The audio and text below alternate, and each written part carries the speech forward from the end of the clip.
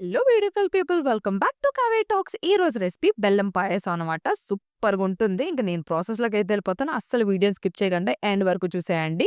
ఇంకా ఫస్ట్ అయితే కొంచెం గీ వేసుకొని, అందులో సేమియా పుల్లలు కూడా వేసుకొని, అయి గోల్డ్ కలర్ వచ్చినంత వరకు ఫ్రై చేసుకోండి. ఆ తర్వాత ఒక ప్లేట్‌లోకి అయితే తీసేసుకొని, అందులో ఇంకొంచెం గీ యాడ్ చేసేసుకొని, అందులో డ్రై ఫ్రూట్స్ కూడా బాగా ఫ్రై చేసేసుకొని, అయ్యి కూడా ఒక బౌల్‌లోకి తీసేసుకోండి.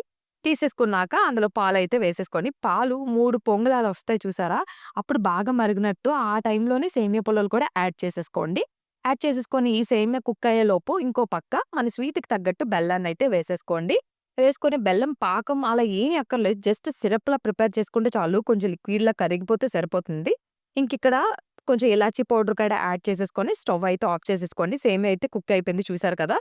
ఇంక ఇలాచీ పౌడర్ వేసుకొని స్టవ్ అయితే ఆఫ్ చేసుకోండి. మేజర్‌గా మీరు గుర్తుపెట్టుకోవాల్సిన పాయింట్ ఏంటంటే సేమ్యా ప్లస్ బెల్లం సిరప్ కూడా చల్లగానే గోరువెచ్చగానే అంటే కొంచెం లైట్ వేడిగా ఉన్నప్పుడే యాడ్ చేసుకోవాలి. మిక్స్ చేసుకోవాలి. వేడిగా ఉన్నప్పుడు లేతే స్టవ్ ఆన్ చేసుకొని యాడ్ చేసుకున్నా సరే విరిగిపోతుందనమాట. కాబట్టి లైట్‌గా వేడిగా ఉన్నప్పుడే 2 బెల్లం సిరపు, సేమియాలోని అదే పాయసంలో యాడ్ చేసుకోవాలి.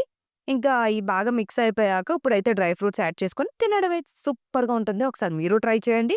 ఎలా వచ్చిందనేది కామెంట్ చేయడం మర్చిపోకండి. ఇంక ఈ వీడియో నచ్చినట్టయితే ఒక లైక్ చేసి మన ఛానెల్‌ని సబ్స్క్రైబ్ చేసేసుకోండి.